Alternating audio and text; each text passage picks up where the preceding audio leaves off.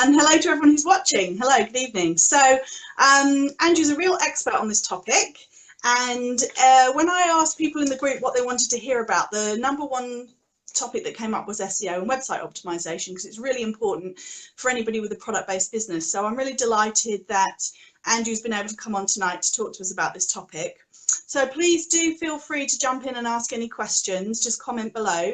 And yeah, great to have you. Hey, more people joining us. Okay, so Andrew, please just kick us off by talking about SEO. Just give us the basic, just give us like an idiot's guide to, or beginner's guide to SEO. Yeah, actually, that's a really good keyword to rank for. Actually, Dummy's Guide to SEO is a really good keyword to rank for on search engines, actually. So, yeah, I think SEO is something that a lot of people understand well, but a lot of people also don't understand well. SEO stands for search engine optimization. And what that means is getting your content on your website or your website ready to be found by search engines like Google. Okay. That's the first part of it, getting your website ready to be found. The second part is getting to the top of search engine rankings, because the lion's share of traffic, and there's a huge amount of traffic on search engines, because everyone must use a search engine at least once a day, right? Right. So it just shows you how much traffic there is on search engine. People go to Google or even Bing. Don't underestimate Bing. To find the answers they need every day, and they might not be about your product, but they might be about something related to your product. Okay. So actually getting yourself ready to be found on Google could be a really good brand awareness exercise for your business, and especially if you can get to the top of the rankings, because it's like the number one search result gets about 2/3 of the traffic, and then the number two one gets about 20%, and number three gets a little. So by the time you're out of the top three spots, right, you're not going to be getting a huge amount of traffic. You might get some, but the whole point of SEO is getting yourself to the top of search engines so you can get that traffic and ultimately, why do we want traffic? Because there's no point just having thousands of people come to our websites every month. We actually want business. We want some action, right? We want qualified people turning up and hopefully us getting an opportunity to help them or give them the products they want. So that's what SEO is really about. It's not actually about getting 1 million people to your website who aren't going to buy anything. You're better off getting 100 people who all want to buy something. So good conversion rate then. Yeah, good. I think it's good conversion rate, but relevancy as well. Right. I think it's having highly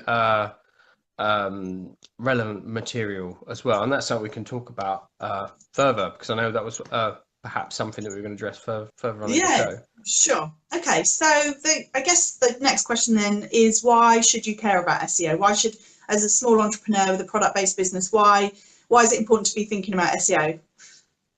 I agree. I've had quite an interesting personal relationship with Google, where I think when I first started off with my business, I was quite frustrated with how difficult it was.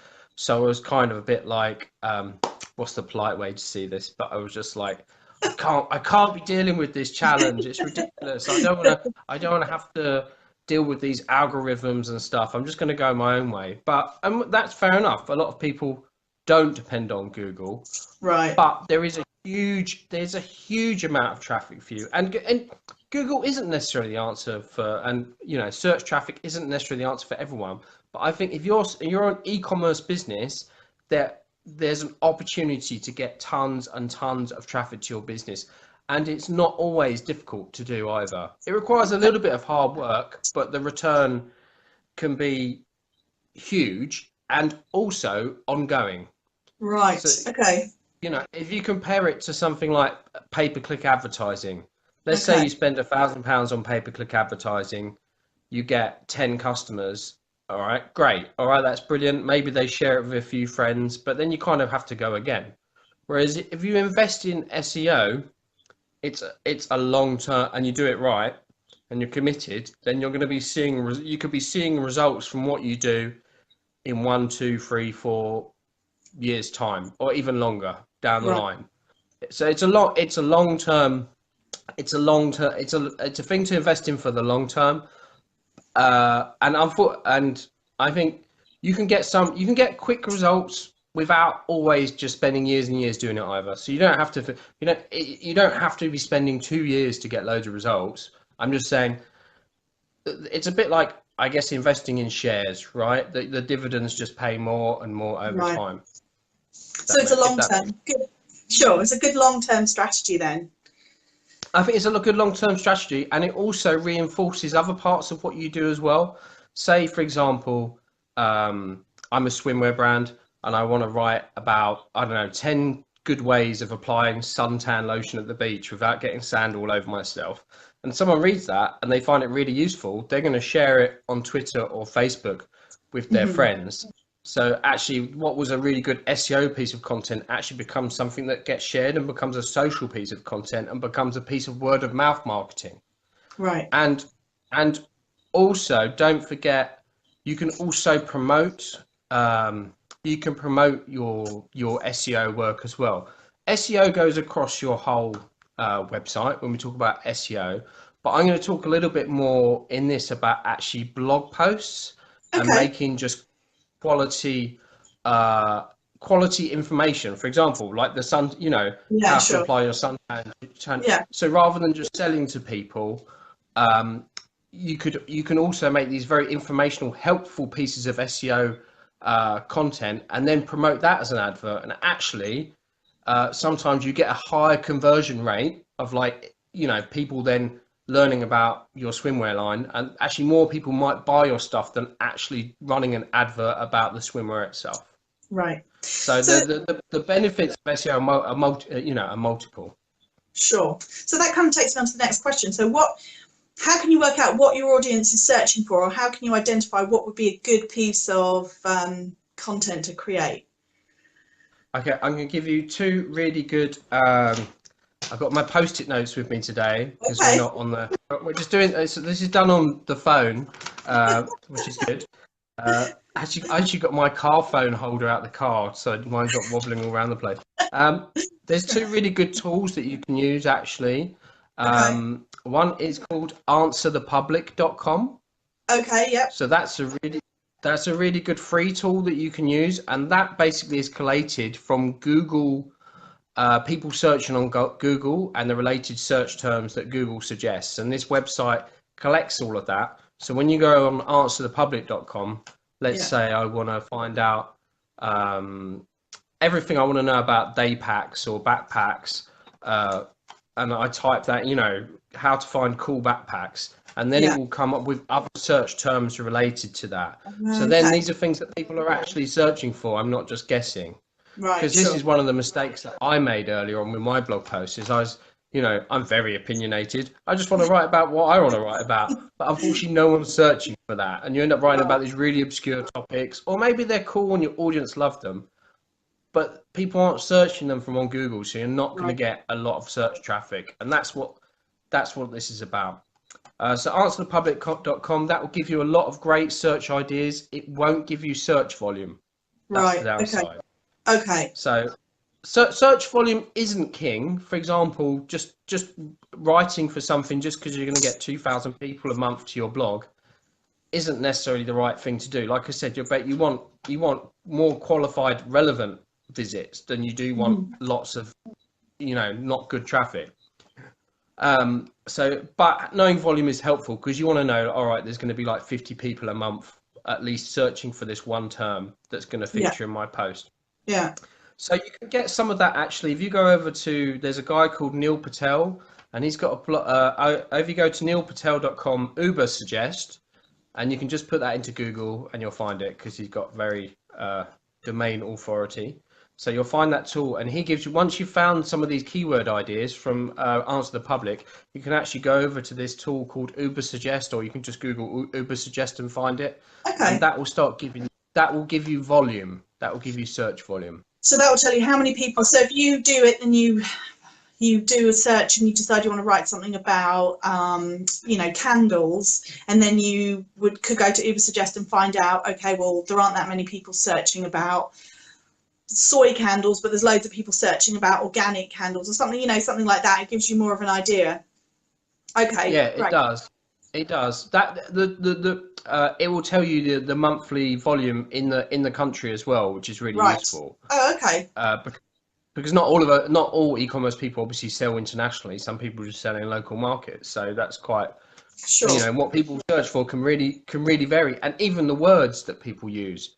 For example, I was doing a search today around men's luxury swimwear, and you know it's very different. What men, you know, we say like men's swimming shorts in this country, whereas Yeah. in the States they use I can't remember what it was, it pants or something. They use Trunks. a different Yeah, trunks, maybe yeah, trunks. yeah, Yeah, they use a different term, but you know, right. there's these local variations that obviously if you don't use the right words, Yeah, then you don't. That's what, and actually that's worth just talking about, because we're talking about SEO, getting your blog ready to be found. So what does that mean, actually, getting our blog ready to be found? And that's, well, writing about subjects and using keywords that Google understands. And right. actually, I just want to point, I'm going to get some more of my drawings here, if you don't mind, Okay, that's okay. because I think they really help. Okay, so this is many. Oh, Catherine's gone. Did I make her disappear? No, I'm here. I'm here. No, that's all right. So this, I'll come back a bit. Look, more pants. Okay, I think it's just because I was looking at these swimming shorts today. Okay, so this, you have to have a bit of, this is on recycled paper, by the way, everyone, so I'm trying to be green. Imagine this is actually, this is the wrong one. Hold on. There we go. Let me go back. I'm going to press back on the browser, because that's supposed to be a web page. Hold on, just press the back button. Okay, so here, imagine this is the front page of an e-commerce website, and this is what a lot of them look like. They look really cool, okay, because I know a lot of you are really great at, you know, really great designers. You have really great eye. They look really cool. But what happens is your website, you have a cool logo, then you've got your menu structure up here. Then you've got a few product categories, and just like one line, you know, maybe 3 or 6 lines under here. And guess what? When Google comes to your web page, I mean, ultimately Google's not going to buy your products, but Google's serving the content to people, so it needs to understand what's there. So when Google comes to your page and it hits this, it doesn't see all the cool design, it doesn't see all the cool photography. All it sees is the words, and there's hardly any there. Right. So for you to get found on search, you guys have got to start filling up these pages with more content. Content that Google understands, that's relevant to what people are looking for. So you can't, you know, your brand name might be Uber Cool Swimming Trunks, right? Or Uber Red Dragons. I don't know. Maybe that's your name, your brand name, Uber Red Dragons. But no one's actually searching for Uber Red Dragons unless you're a super established brand. Right. Okay? For Nike or someone like that, of course people are searching for you. But most early, you know, most of us aren't in that position. We're trying to get established as a brand. So we've got to be led by people searching for the product first. Okay. So to do that, you need to start putting more stuff about what people are going to be searching for if they want that product on the page, and giving them as much information as possible. And a really good exercise for you guys to carry out would be to go to Amazon and look at an equivalent product page on there and see how many words are on that page. Right. Okay. And I think there's a huge disparity between the amount of words on Amazon product pages and on typical e-commerce product pages. And guess who features higher normally in SEO ranking? Amazon, because they've just got a lot more words on the page. So yeah. I've got a question coming here from Catherine, who's watching. Hi, Catherine. So she's asking, does Google search mostly from the homepage, or does Google search the product pages as well? Oh, everything. Okay. Everything you leave open. If you left your fridge open, Google would search it. Google's trying to basically. Google's got quite a simple value proposition, really. It wants to be the best place for you to find out the information that you want to find out. Right. Okay. So to do that, it captures just as much information as it possibly can. So it will go through every single part of your website and try and make sense of what it's all about and store it in a database. And then when someone answers a question, it already knows who's got the answer, and it serves the answer so fast. And Go on. Is it checking image tags as well? Yeah, it will check title and alt tags as well. Okay. So you should definitely, and file names actually. So actually, file names of images and alt tags are actually more important than titles. But Okay. actually, alt tag. One thing to bear in mind: alt tags are for, you know, they are intended for when people can't see the images. Okay. Okay. So there might be some. There might be might be because people can't literally see the images. So, you know, I personally think, you know, if I was running Google, I would want people to be writing accessible websites for people and giving those people a ratings boost in Right. SEO if they did. So I think you should write very descriptive captions about your images, not just for SEO, but to be helpful to people who can't see your images. And I think that'll help you anyway because you do that. Okay. And I was going to talk about product pages. I had an update with my picture of, so I was going to talk about product pages. And the same. Thank you. I know it was like halfway between pants and a high heel at one point, and I just pulled it back a little bit. I pulled it back a little bit. I know. What was I going to say? So we have the same problem here, but sometimes one of the problems with product pages, again, is people call their products something really weird. Like it might even be like XYZ Blaster. Yeah. Right? That's the main thing. That's the main thing for the page. So Google looks at this page and go, "Oh, this is about XYZ Blaster. It's not about pants or swimming trunks." It's about and like no one's searching for that. And then to back that, but maybe Google would have recovered if you'd written like loads of information about how to get the most out of your swimming trunks and when to use them and all the features. Instead, you've just written 3 lines. Right. And I know this is a lot. This is a lot of the reason why I've gone to all this trouble. Is because I see this all the time. So I want you guys, you know, this will be one way for you guys to start getting getting some results. You might not get to the top of search engine rankings, but at least you'll start making yourself ready to be. My favourite story from that is when I worked at Coast. They named every dress a girl's name, a woman's name. And the web team used to absolutely hate it. They used to beg us to change all of the descriptions to be, you know, like long sleeve, dark blue, V-neck, lace dress, and instead it was called, you know, Gina or something. And it just used to drive them crazy because nobody's searching for Gina, you know. No, I think that's the weird tension point between trying to be unique and different and trying to do something what people are looking for. But I think that comes down to how you structure your web page. For example, if you go onto my site, I use, you know, if you want, people land on your page, you don't always want to be telling them directly the first thing first away. You might want to hit them with a nice bit of advertising copy, right? Rather than just give them totally, because it's a bit boring, isn't it? Sometimes just calling it straight away. Yeah. But I think you can give it a nice bit of advertising copy if you're using it depends on the platform you're using. Okay. Like I say, it's very platform specific. You can use that really nice and interesting, but then back it up technically by giving the title, like just underneath it, a bit smaller, about like these are red men's swimming shorts underneath the cool names. You know, I know. Sorry. Give me another product to talk about. Okay, so we've got another question here from Lisa. So hi, Lisa. So she says, can you explain organic and paid types and the pros and cons of both? Organic and paid. She's talking about organic search and paid search. SEO is organic, right? Yeah, yes, and it's okay. In kind of mainly. Okay, I'll leave it to you. Take it away. Yeah. So paid searches get, when typically if we're talking about Google and search engines, you're talking about getting your adverts to the top, which can be a very effective way in the short term of getting visitors to your site. But bear in mind, you only get okay, I'm going to tell you a couple of things here now. By the way, if you guys aren't collecting people's email addresses already on your website when people visit, what I'm going to tell you now is going to make you do that. Okay. mobile, everyone looks at stuff on mobile phones now, right? That's when a lot of people have time. But Hmm. conversion rates of people purchasing on mobile phones is only around 2% for e-commerce, right?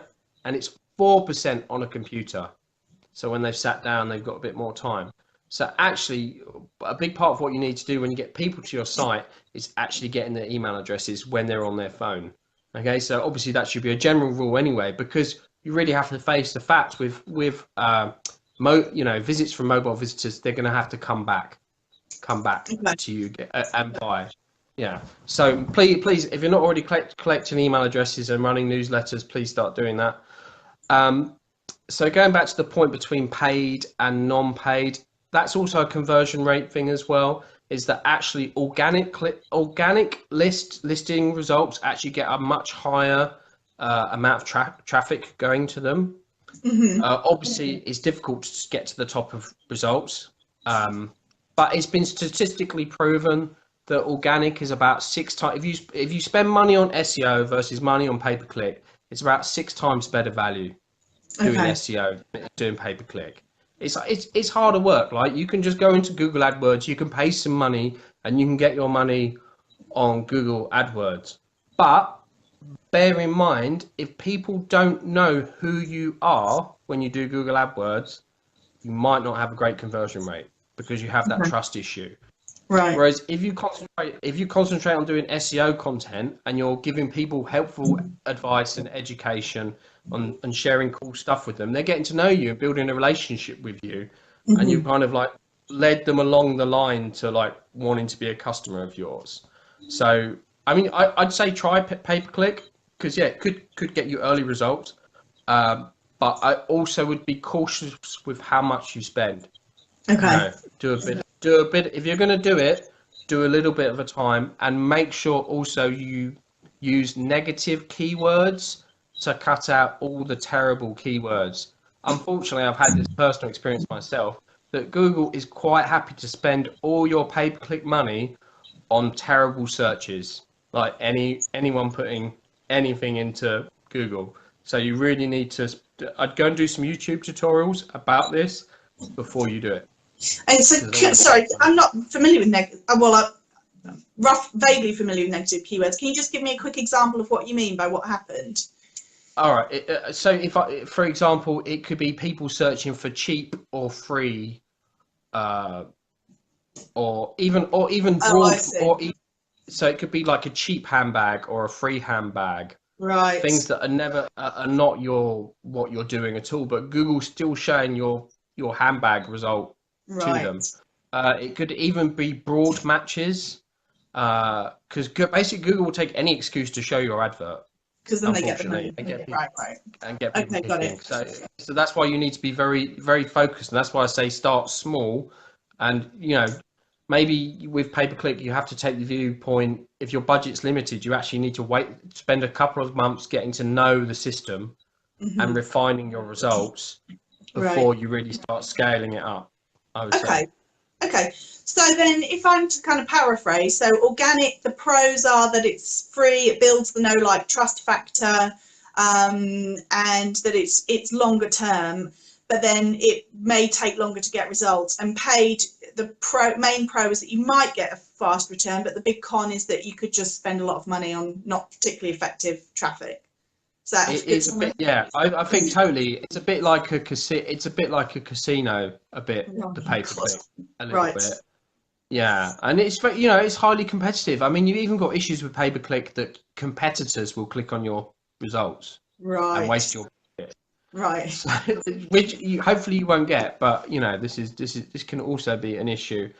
But like I said, you can if you write really good content, really good blog posts, that's something you could promote on Facebook because we can look outside of pay-per-click on Google. If you write a really good post, you could promote that on Instagram or Facebook as Hmm. well. And that Hmm. might be something, so you actually get double life out of something, and actually you kind of need to do that with your SEO content as well. Right. Okay.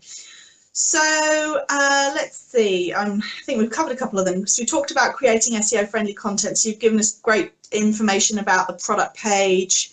Do you want to talk a bit more about blogs?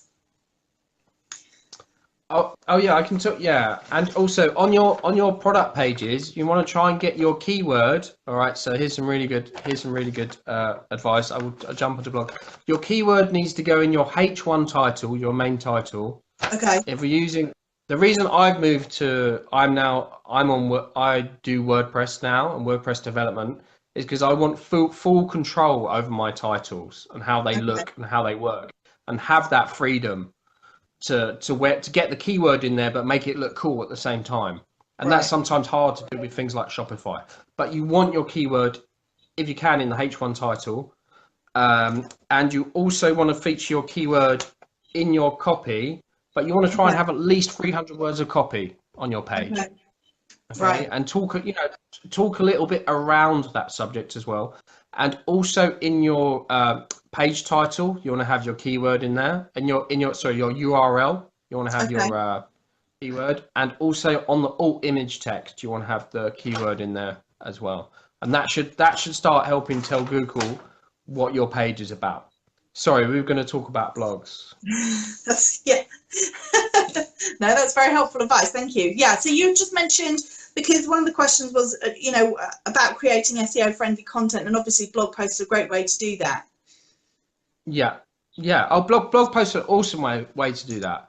And the amazing thing about blog posts, so something like a product page, you're kind of only going to be ranking for a few keywords.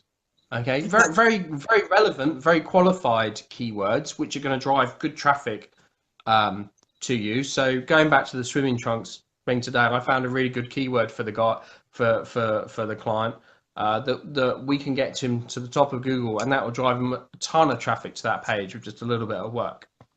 But the good thing about blogs is you can rate for literally hundreds of keywords on one page, which means you can get lots of you can get lots of traffic sources, lots of different people searching and come to that page. So we just worked together recently Yeah, that's on true. Absolutely. I post was going to mention, yeah. that I think, yeah, And you created so an epic blog post on the subject of starting a fashion brand, which I'll pop a link in to the comments afterwards. thank Yeah, you. sorry, And go on. so that is a very long blog post, and it's designed to be super helpful to people who are starting a fashion brand. But also, it's designed, and I've also designed the post so that there's hundreds of keywords that will be found on there on Google. Okay. So it's designed to eventually pull in tons and tons of traffic to my website. That's Sorry, that was all based on gone. research that you've done from the keyword tools.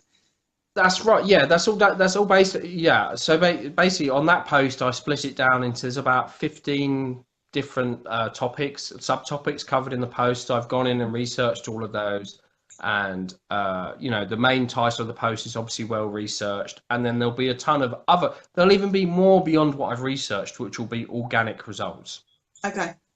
And at the moment, I think I've only got about 500 keywords that I'm rating for on my blog, which actually isn't a huge amount, but this new blog post hasn't been added to that yet. So I think once that happens, I'll probably have about 4,000 keywords Okay. that I could be found for on Google. But on typical e-commerce websites I look at, they have about one keyword that they can be found for on Google. Right. Okay, so that's how far typically, unfortunately, a lot of e-commerce websites are behind the game in terms of organic search. And how are you figuring out how many keywords they've got? How do you do that? You just Google. Google. No. So I use a tool called ahrefs.com, which is a paid professional SEO tool. Okay. And basically, I can look at someone's website and actually see how many organic keywords that they're actually ranking for right now. And you can also see where they're ranking for them as well. And it's a really good tool for me, because if I want to see if I'm working on an e-commerce site, I want to see if I can get them to the top of search results. I can see how popular their competitors are, how many links they've got going back to their posts. So, I mean, this is probably a good time to talk about the main elements of SEO. What gets you to the top of Google? One is Google knowing that obviously your page is relevant to the search. Two is getting a lot of recommendation on what I call online votes or recommendations for your page or your website. And Okay. what's an online recommendation? That's a backlink back to your site. So the more of that, more backlinks you have back to your page or your website, the more it's going to help you rise up the Google results. That's why it's good. You should start making friends with lots of fashion bloggers, because that might help you out. But that's not the only. It's not the only way to get backlinks, but that's part of it. So, if you've got two websites essentially selling the same product and they've got the same level of SEO, on page SEO, they've both written about their product equally well, then the one that's going to be at the top is going to be the one with the most incoming links from other websites. It's that simple. Okay. I've got a couple of questions. A couple of questions have come in. So first off, we had a question asking if there's a delay between SEO content going live on your website and Google rankings. So is there like a lag? It's pretty fast now. Couple of days maybe, and you can ask Google to recrawl your site as well. That's something you can do through Google webmaster tools. You can actually say, check out my site again. Whether it's super fast now. They want to be really relevant all the time and up to date. So a couple of days. If you're using depending on what software you're using to check where you are, it might take a while as well. And the other that I wanted to mention one other thing that affects your search engine rankings. It's actually the quality of the experience you provide on the page. So broken links.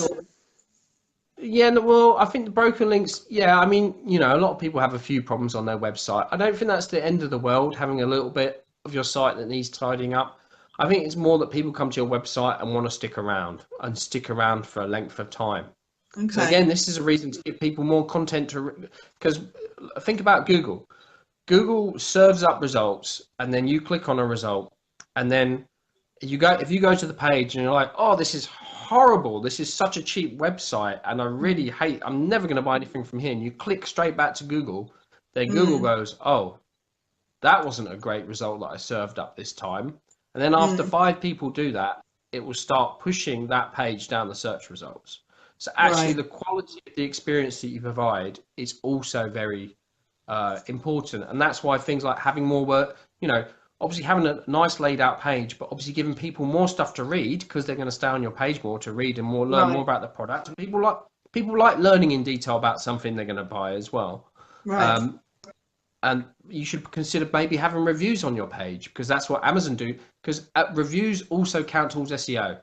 Right. So that's another win that Amazon have, because they have tons of reviews on their page that all counts to the SEO. So the quality of the user experience as well is very important. Okay. And then we had a question from Lisa asking, does it matter how many times a keyword is repeated in a post? Does it penalise you if you do it too many times? You don't need to do it tons of time. Just do it. Do it in the URL. The main keyword should go in the URL. So if you found out it's red handbag is your main keyword, that should go in your URL. You should get that in the H1, the main title. And if you're only gonna write very briefly about something, like maybe 300 words, then maybe feature it once. You're gonna write a full-on Amazon length description, then you can feature it maybe 2 or 3 times. Once at the top, once at the bottom if you're going to do a really long one, and in your alt image text as well. And what about a blog post? I think that's the same as well. You don't need to, because also Google's really clever. So if I talk about if I talk about a clothing line or I talk about a fashion brand, Google knows those things are quite similar, and they've already given it like a really big helping hand by saying, like, this is my title, this is my alt tag. It doesn't need any more. You don't need to overfeed it, because it's going to start thinking you're just spamming. That's okay. Yeah. I see. And Catherine's just asked about the web address for the SEO tool. So maybe at the end, I'll just, if you could just pop all of the tools that you talked about in the comments, if that's okay, or send me an email and I'll do it. Yeah, that's fine. Yeah, no problem. No problem at all. Okay, so I think we've covered quite a lot of things. So then just the last one then is, for a busy entrepreneur, is there a way to manage SEO without it taking up all of your time? Yeah, I think it's about, I think it's just about being, I think you need to, at some point you need to fix your website and make your website good again, I suppose. Yeah. And put some of these fixes in place that I've been talking about. But you don't have to do it all at once. You could concentrate on just doing 5 products that you think are real. Like if you had 5 really good sellers, which you think are your key products, which are good ways for people to get involved with your business, then maybe you just focus on those 5 at first, rather than trying to do your whole 300, things that you have on your website, because obviously it can be a bit overwhelming. You can get freelance writers on places like Upwork as well to help you out as well if you need a copywriter. Going back to the point of can you do it? It's time involving. I think especially for writing blog posts, which a decent blog post needs to be about 1,500 words. Okay. So, but you only need to write one a month at most. You might get away with writing. You could write one every 2 months for your audience. If you do a monthly newsletter, do one every 2 months, and just do 6 really lovely pieces of content a year, which Google will like, and then do something much easier the other alternating months of the year. But I just want to point out, and I think this is a good topic. I'll come back to the time saving part of it. Sure. But once you've if you're writing blog posts, half the battle is not just making good content, it's promoting it. So actually, because you want to get those backlinks are going to drive you up to the top of Google. And actually for e-commerce websites, so I'm kind of jealous of you guys, because being in the the marketing business, actually getting up to the top of some of these results is very difficult, because of the people I'm up against already know about SEO. So they're already really maxing out on this stuff already, right? Yeah. But for you guys, there's a lot of green pastures out there. There's a lot of people who are not already doing a great job, or the big brands are actually quite lazy about it, and they don't actually push that hard. So just with a little bit of work, by promoting these key blog posts and getting some backlinks, you could actually get to the top of Google for some very juicy product search terms. It's totally possible, and so it doesn't have to be tons of work. It's whether you want to do it or not, really. And what I would do is throw a question back to you, I suppose. It's how much work do you have to put into doing like Instagram and Pinterest, and constantly putting posts out there and hoping that like something happens, and you have to keep doing it, right? It's like a wave, right? So you do some good content, people come back to your site, then it falls off again. You go away on holiday for 2 weeks, and no one's hitting your website, and then you have to start. And then you start again. Whereas if you start investing in SEO and like good blog posts, like this long-term stuff, when you go away on holiday, guess what? It's still working. It's still working. Right. Okay. So it's not necessarily easy, but I think the long-term results could be really good. Really good. Okay, and then Catherine just asked, is it best to host these blog posts on your site then, like Shopify, presumably, because you're trying to drive traffic there? Yeah, I think so. You can do. I mean, there's things you can do. For example, I can't say this, so this is my terrible East London education. So if I say this incorrectly, please correct me. Quora. I can't say it. Quora. Yeah, that one. Okay. All right. Anyway, so what you could do, one really good way. So when I talk about these backlinks, these backlinks are really important for getting you to the top of Google after you've written these blog posts. So once you've got an awesome blog post, what you can actually do is go onto that site and answer relevant questions that are relevant. So let's go back. Let's go back to, for example, the suntan one earlier. I've written a thing about like the best way to go to the beach to get a suntan. Yeah. maybe there's someone on Quora who wants to know something similar, or like Right. a little bit of your answer from your blog post relates, right? You Right. can answer that question on Quora and then link back to your post. And Right. that gives you one of those backlinks, which is really, which we call link juice. It's a bit of Right. a strange word, but that's what it's called. Gives you some of this link juice, which is going to help you get up the Google rankings. So it's not always, yes, write your big epic posts on your website and do smaller pieces off-site Okay. off-site that come back to your post. I think that's a good way of approaching it. Great. Fantastic. Well, thank you, Andrew. I think we could probably talk about this all night. It's really fascinating. But so do we want to do a really quick roundup? So we covered a lot of things, but SEO really key then for your product-based businesses. Everybody should be thinking about it, thinking about ways to maximize it. Should.